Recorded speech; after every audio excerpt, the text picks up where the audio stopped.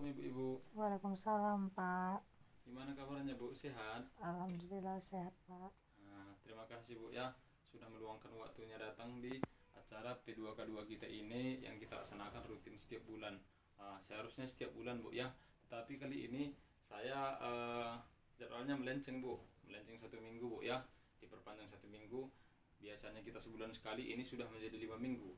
Dikarenakan saya ada halangan baik Bu, yaitu istri saya melahirkan. Alhamdulillah selamat ya, Pak. Ya, jadi seharusnya minggu kemarin kita pertemuan kelompok Bu.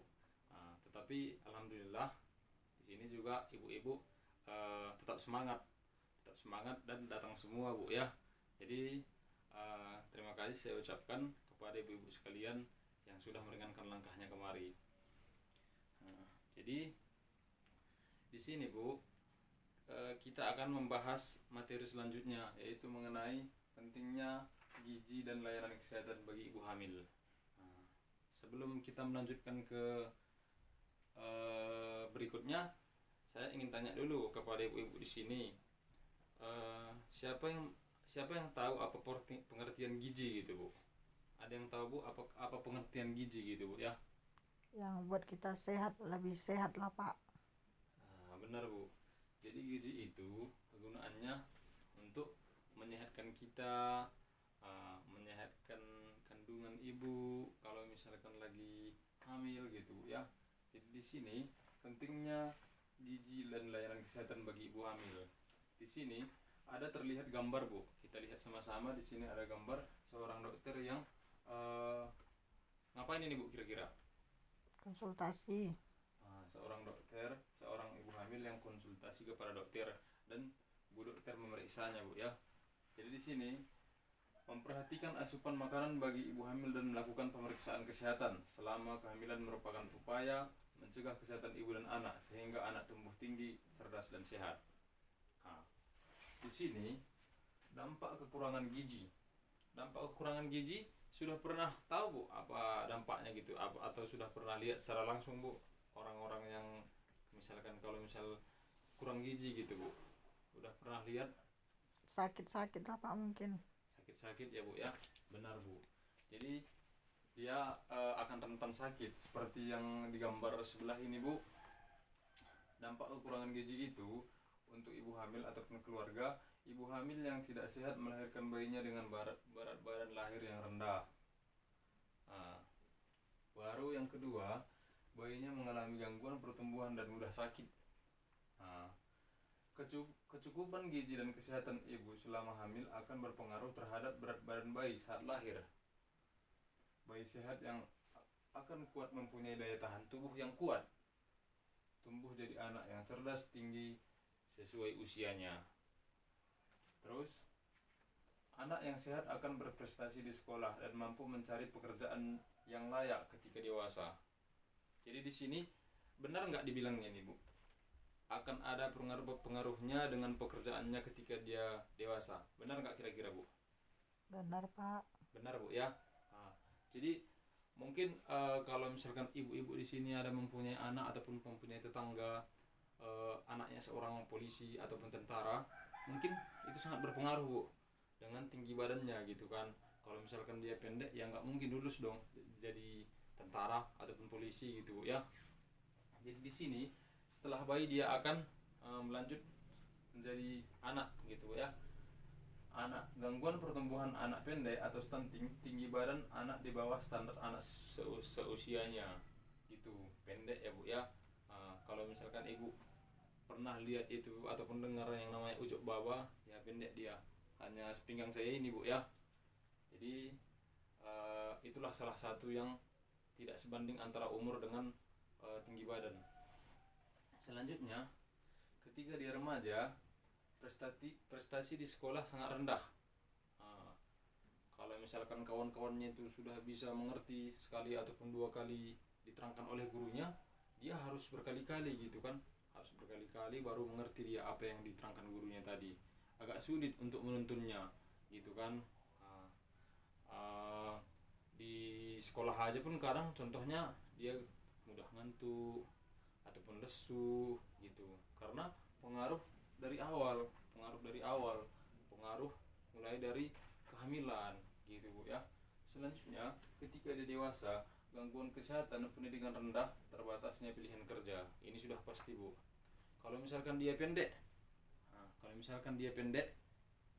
orang pun kalau ada entah pekerjaan apa, contoh kalau di kampung di desa-desa Bu ya, ada itu bangunan gitu kan, bangunan yang dianggarkan oleh desanya untuk membangun, contohnya lah katakan paret gitu ya. Nah, mereka ini butuh anggota, tetapi kalau dilihat si kawannya ini tadi pendek, yang stunting ini tadi, kalau misalkan kurang pun anggota mereka agak segan untuk mengajaknya, karena mereka berpikir kan ke tenaganya mungkin nggak sekuat mereka kan gitu kan. Yang kedua, takut apa-apa nanti dengan si ini tadi, yang kawannya ini tadi, yang pendek ini tadi kan. Jadi sepertinya nggak sempurna gitu Bu. Orang pun mau mengajak kan agak sungkan gitu kan, kayak malah mau diajak kerja, dia pun pendek kali, tenaganya pasti nggak ada kata orang gitu kan. Jadi di sini terganggu ke pekerjaan gitu. Sampai di sini Bu, ada kira-kira yang ditanyakan Bu? Paham Pak. Paham ya Bu ya. Selanjutnya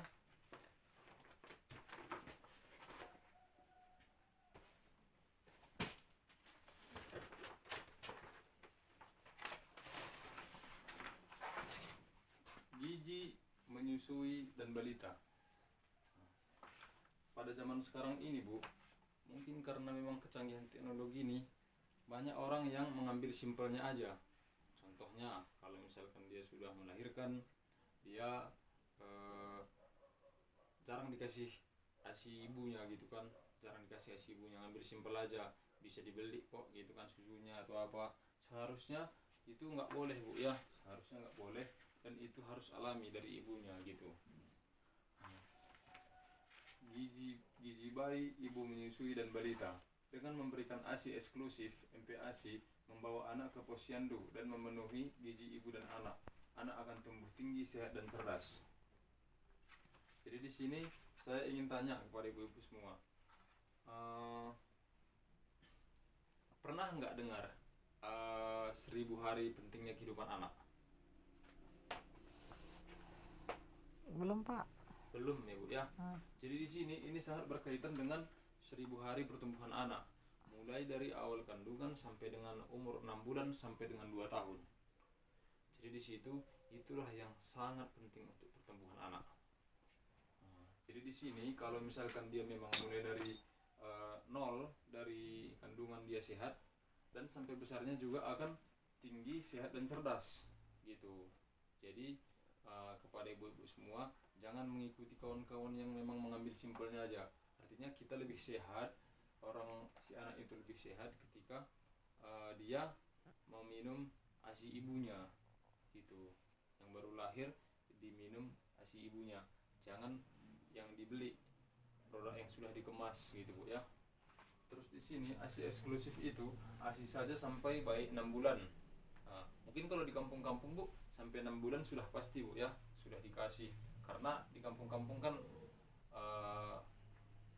untuk membeli susu pun agak masih susah kadang di desa-desa gitu, karena nggak tersedia susu. Jadi pastinya di kampung ini, di kampung-kampung gitu masih alami gitu. Harus dijaga itu Bu. Terus yang selanjutnya, terus berikan ASI sampai bayi 2 tahun. Seperti saya bilang tadi, harus diberikan ASI sampai dengan bayi 2 tahun. Selanjutnya, susui bayi sesering mungkin, semau bayi. Jangan nanti kalau misalkan ibunya pergi kerja, bayinya ditinggal tanpa ASI. Gitu ya Bu ya.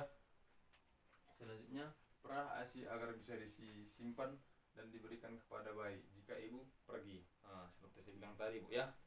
Jadi sampai di sini ada kira-kira yang mau ditanyakan ibu-ibu? Udah paham semua? Udah Pak. Udah Bu ya. Untuk materi kita selanjutnya, mungkin ada materi kita selanjutnya nanti kesakitan anak gitu Bu ya, perlindungan anak nanti. Tapi itu akan kita bahas di bulan depan ya Bu ya. Sampai di sini dulu perjumpaan kita. Semoga apa yang saya bilang tadi itu diingat Bu ya, dan dilaksanakan di rumah. Paham ya Bu ya? Paham Pak. Udah, sampai di sini dulu pertemuan kita. Saya akhiri dengan Wassalamualaikum warahmatullahi wabarakatuh. Waalaikumsalam warahmatullahi wabarakatuh, Pak.